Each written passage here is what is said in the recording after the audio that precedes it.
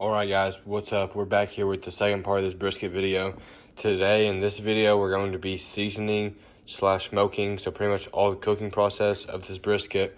Last time you saw this brisket, I had just trimmed it and I had wrapped it in this cling wrap to put it in the freezer for a little bit. Well, now it's time to get it out, and it's the day before, and I wanted to go ahead and get it out the day before and season it up. That way we can let some of that seasoning, that not really seasoning, but let that salt penetrate, because none of the other seasonings are really going to penetrate it. But that salt that we're going to put on there is really going to penetrate the meat and get further down in the meat than if we just did it straight day of. So this is also your last time to start trimming or trim your final products off before you really want to hit the smoker. So I did notice that I had a decent amount of fat still right here just from this fat cap. A really good way to tell is this time when I took it out, I had it in the freezer for about, I don't know, 3-4 days maybe, and then I took it out and I had it in the fridge for 2 days, I think, and it really softened up all these parts where I had,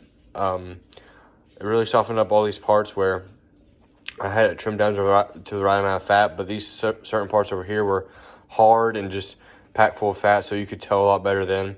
So we're going to go ahead and season this thing up and then get it back in the fridge, and then I'll see you guys tomorrow morning when we're going to put this thing on.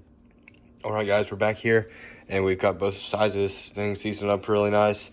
All I used was equal parts salt and pepper, and then half parts garlic powder on this thing. And so we're gonna let this sit in the fridge. We're gonna put this back in the fridge just like this on this cutting board in the fridge, and then we're also gonna move all of our fat trimmings that we have off this thing into the fridge, because they won't take as long to thaw out. So the next time I see you, it's gonna be in the morning, and we're gonna be getting this thing out the fridge and ready to put it on the smoker. What's up guys, we're back here. It's the next morning, almost 9 o'clock in the morning. We got the smoker up to temp.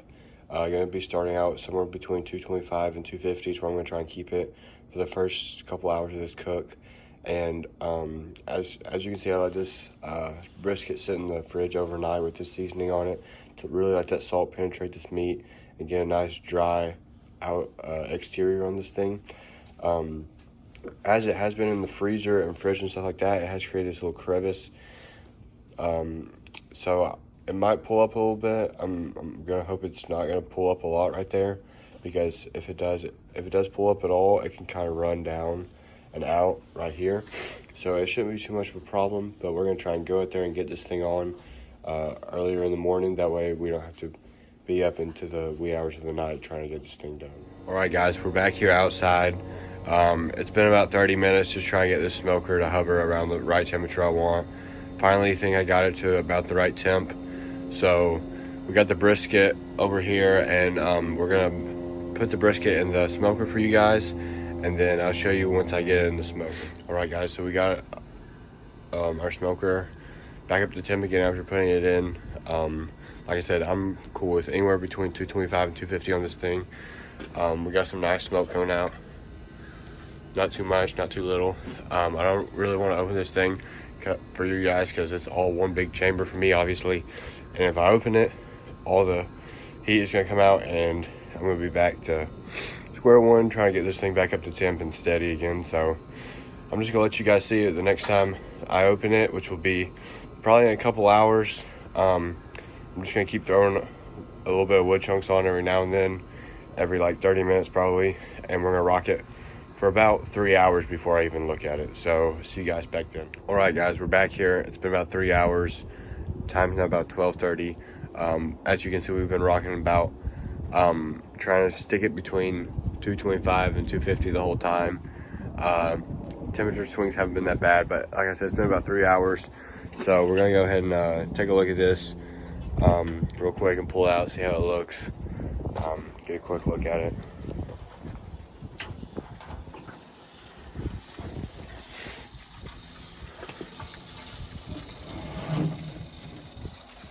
Yeah, so as you guys can see, we got really good color on it right now. It's looking really good at bark on the exterior.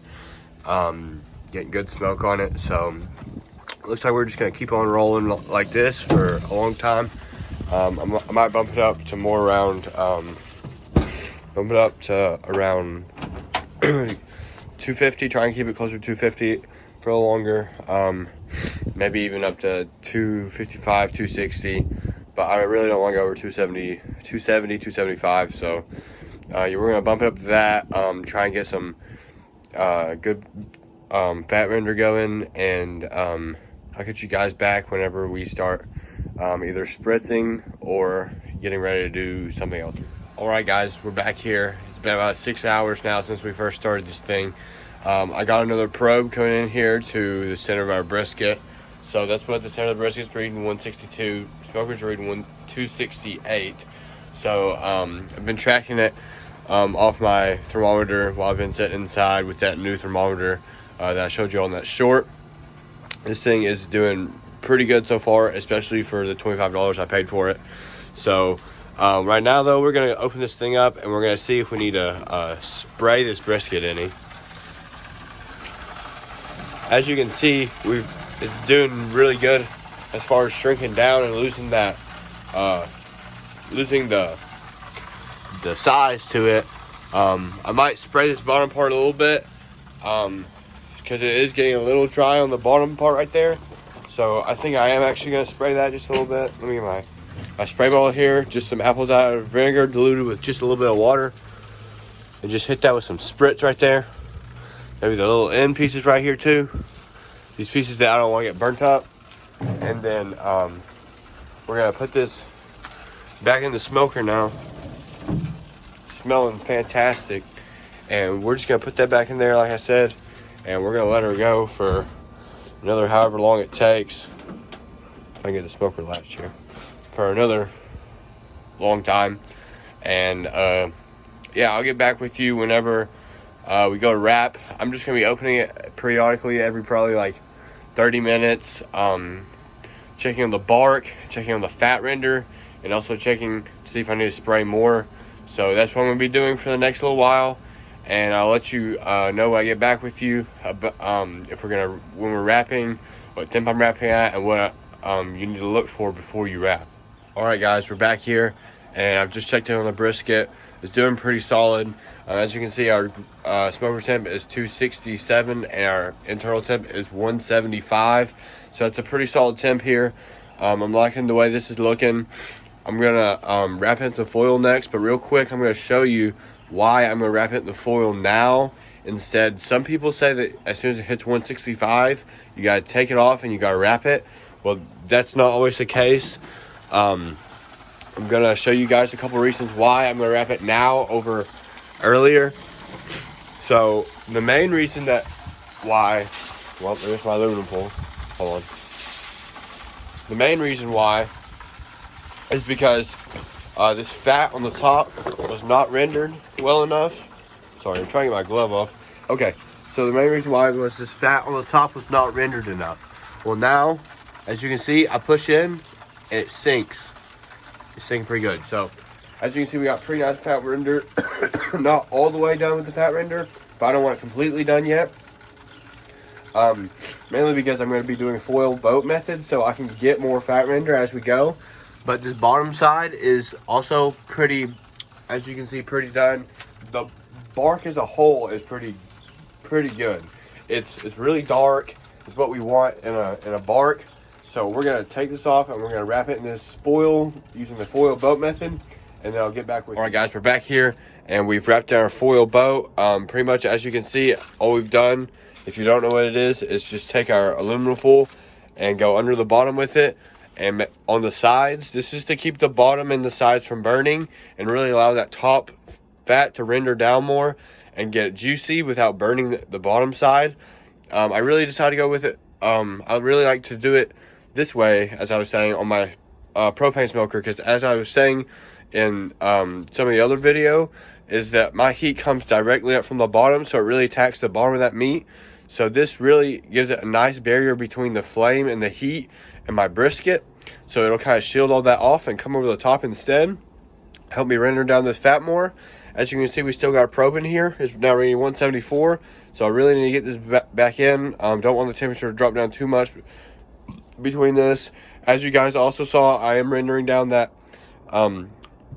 beef tallow in there also, because I'm eventually going to probably put this thing maybe in the oven. Just makes it easier on me, and when I do that, I'll wrap it in some butcher paper, and when I go to wrap it in the butcher paper, use some of this tallow that under here. I have a lot, so I might pour some of it in now just to really glaze that top over and help that fat render down with some of the fat that's already rendered. But yeah, we're going to get straight into this and try and get this back on the smoker. Okay guys, we're back here. As you can see, it is very late in the cook. It's about getting close to 9 hours now on my smoker. I've been hovering right around, trying to stay around 275 to as close as I can. The probe inside the meat is reading 187 now, guys. So on this brisket, what I'm actually going to be doing is, or the best way I found to do it is to do like a 190 hold overnight. So it's also the most practical way to do it for me, because I'm going to be cooking it the day before I want to eat it. So I'm going to take it to as close to 190 as I can get it, obviously. And then, or the main thing is that it's like really close to 190, so 187, obviously close. And then so it's gonna have to be pretty tender already as well. So as you can see, I have opened it up already, and it is pretty tender, but I'm gonna show you guys what I'm looking for. Okay, so scoot this puppy out a little bit, and get my glove off. Okay, hold it with this hand, and I'm gonna use a meat probe, like handheld, and I'm just gonna poke it and feel for tenderness here. I'm gonna have to hold it like this, but I'm telling you guys, it's butter. Look, straight through, straight through. So that's exactly what we're looking for in that. Also, put this down. The fat render on the top, just, I mean, you heard it, bro. Like, it's in there. It feels like Jell-O. That's what we're going for. It feels like Jell-O. It's good. So what I'm gonna do is I'm gonna take this off and wrap it completely in aluminum foil. Okay, I got my oven inside, or you can use it with a toaster oven or a warmer, whatever you got. Set it to about 150, 160 degrees.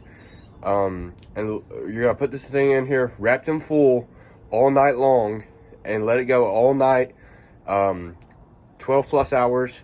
And when you wake up, or when the 12 hours is done, you'll take out the aluminum foil and you'll be ready to slice into that thing and eat some brisket. Now, I'm gonna take this off for you guys, and I'm gonna wrap it. I'm gonna show you what it looks like. I'm gonna put it in the oven, show you guys what that's like. And yeah, so I'm gonna get right back with you, okay? All right, guys, we're back here. We're inside. I have my oven on literally the lowest setting. My oven gets a lot hotter than the actual setting, as you can see. I'm doing a thermometer in there so I know the exact temperature. I even had to prop it open just a little bit with some foil just to let that airflow out, because my oven is obviously surrounded by bricks, so it gets really hot. So I'm not going to open this because it will let all the heat out and then obviously go to waste. But so like I said, we're just going to hold it here, try and keep it above 140 to 160, anywhere in there is perfectly fine. But for 12 hours, just keep it at that temp, and whatever you got, whether it's toaster oven, anything like that, just 160 degrees for 12 plus hours. And I'll catch you guys back when we're slicing into this thing. All right, guys, we're back here. It's the next morning. I'm gonna try and be quiet because I'm waking one up, but this thing's been holding in my oven for about 13 hours, 14 hours. So it's super tender. I mean, it's literally like, hold on, let me show you. I mean, you can see it just jiggles. And I got my probe in here. As you can see, internal right now, 204. So I'm gonna let it come down to slicing temp, which is about 150 internal, hopefully. And then once it comes down to 150 internal, we'll slice it up, and I'll show you guys what it looks like. As of right now, it's looking like a really solid brisket. It's super tender, and as you can see, we got plenty of bark. I poured some of the extra tallow on top when I got it out. That's why it's kind of shiny on top. but it's looking fantastic and it smells even better. So I'll meet you guys back here when it's time to slice. Is it yummy? Yes. Okay. You're gonna have to cut that out. I know. All right, guys, so we're back here and we pulled it out of the oven for the rest. We're gonna take it out of here and slice into it, see how it looks.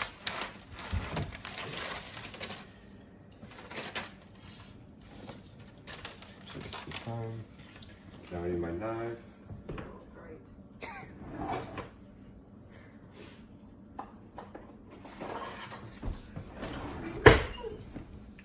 All right, so our first slice here is just gonna be off the end, going this way against the grain.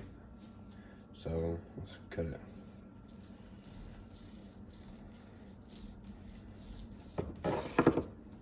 There you go. There's the first slice of it. How it looks. Try and make another slice.